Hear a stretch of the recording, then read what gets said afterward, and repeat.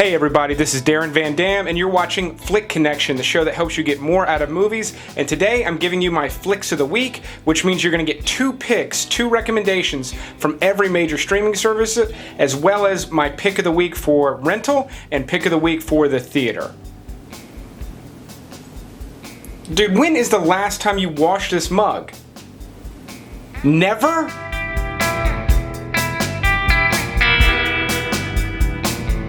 If you're wondering what happened to the podcast that I've been posting on Mondays, it's actually moved to a new channel. It is on Flick Connection Podcast. I will put a link in the description below. I'll still be giving you my picks of the week there as well as a whole bunch of other stuff.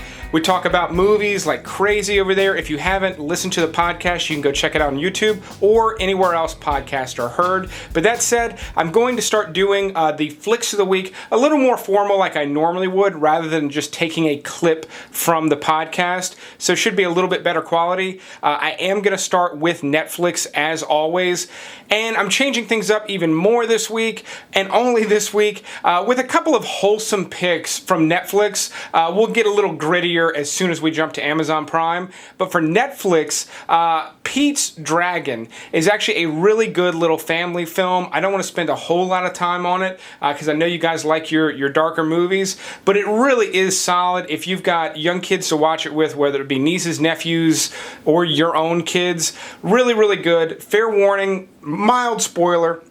It does involve a car accident where Pete's parents are killed in the opening 2 minutes of the movie, but that's basically what sets up for him to be like living out in the woods by himself with his dragon. It is handled fairly well, where very, very young kids aren't really going to understand what has happened, but fair warning, that could be a little upsetting for some.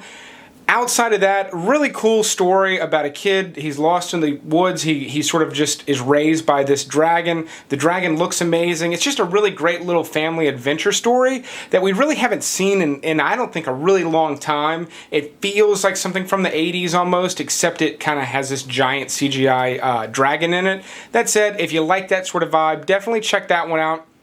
And then also, I just now realized To Kill a Mockingbird is available on Netflix as well. So it has been a really long time since I saw that. This one is not one for the family because it does involve rape accusations and a lot of racism. It's fairly accessible for older kids, particularly if you've got kids in a summer reading program this summer. This would be a good one to watch. Alright, enough of that. I'm going to jump to some grittier stuff. And on Amazon Prime, there's a really cool movie that came out in 2017 that got very, very overlooked. It's called Good Time. It stars Robert Pattinson, who you may know from the Twilight movies. Trust me on this one, this is a cool movie. It was written and directed by a couple of brothers, and it actually is about a couple of brothers, one of which is mentally handicapped and gets himself thrown into Rikers Island. And the older brother, he's very resourceful, but he is involved in criminal activities. He's played by Robert Pattinson. He basically spends this entire night that you go with him on this entire adventure all night of him trying to get his brother out of the hospital because he's been beaten severely in prison. Very, very interesting stuff. It takes some really wild twists and turns. It's got a really cool vibe to it. It's really well directed. I highly recommend this one. I actually did recommend it last week. On Friday, I put out a video about the weirdest movies currently available on Prime. This was mentioned there. If you didn't check that video out yet, I'll put a link for that in the description as well. Green Room was one of my favorite thrillers from the previous year. I think it actually came out in 2015, but it really didn't make its theater run in the US until 2016. But really, really great movie. Green Room is about a punk band that goes to a Nazi, let's just say a neo-Nazi club out in the woods. They perform there, and while they're when they go back to the green room rather, they witness something they should not witness, and then the rest of the story is basically they're held captive in this room, and they're trying to get out. Very, very good thriller. Patrick Stewart is in it. He plays a really, really mean dude. Really great performance from him. And then Anton Yelchin, who you may remember, died just a couple of years ago. He's still got movies coming out, but this is really one of his better movies that he did, or that he did right before he died, and I think it was released right after he died.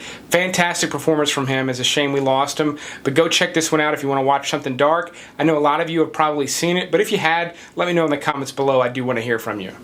On Hulu, another dark one is Winter's Bone. Now, a lot of you may have missed this one back when it came out, but Jennifer Lawrence, this was actually her big breakout. She was still a teenager when this came out, but she got nominated for a slew of awards for her performance in this one. And the cool thing about it is it's essentially a neo-noir movie where they're hillbillies. They're out in the woods. They kind of live by their own rules. And she is investigating the disappearance of one of her parents. So it's not really like a gumshoe thing, but she's having to go around, ask questions. She's asking maybe some of the wrong questions. So that's where you kind of get that neo-noir element from it. Really, really great movie. I watched it years ago and still think about it from time to time. Really great breakout from her. If you're a fan of hers and you never saw this, you definitely need to watch it. And it is one of the better movies currently available on Hulu. Another really cool, really small movie with a really big star in it is Frank. This is basically kind of a musical. It's not, the movie's not a musical, but it's about musicians. And their lead singer is a guy named Frank, and he wears this giant plaster head, and he never takes it off, ever, for any reason. So that's kind of weird. But then they go to South by Southwest. They get a little bit of internet fame. It's just a nice little story, and it's really well written, really well acted. The person who plays Frank is very, very famous. You may or may not get to see who their face is. I would recommend watching the whole movie without looking it up if you don't already know. On HBO, believe it or not, I'm actually recommending The Fate of the Furious. Now, this is the 8th movie in the Fast and the Furious series, and just hang with me for a minute. I know you trust if you're watching this, most of you trust my opinion on movies.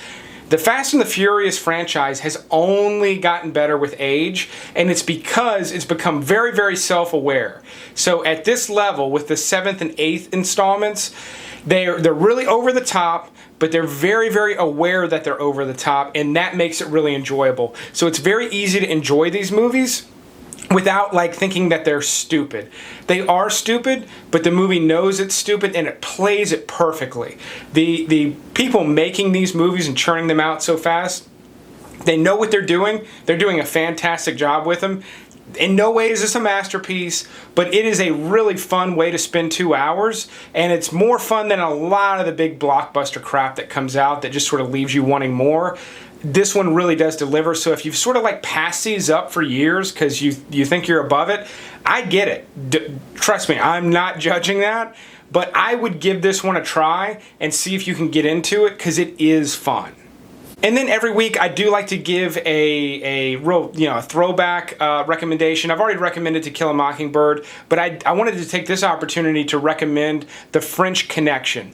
I'm sure a lot of you have seen it, but if you didn't notice, and I don't blame you if you didn't because it's really obscure, The French Connection is where I got the name Flick Connection.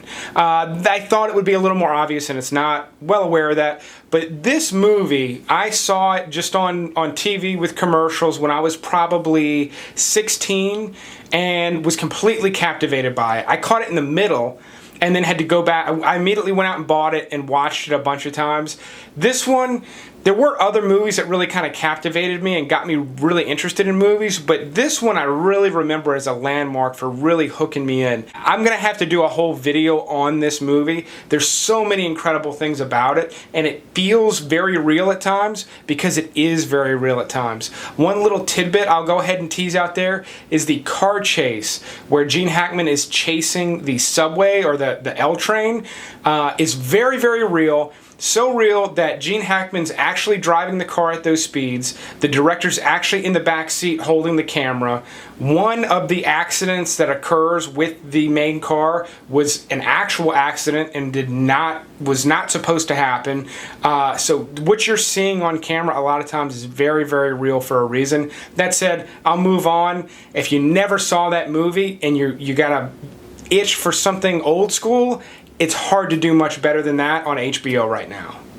As far as rentals go, there's a new release coming out this week. It comes out on Tuesday called Unsane.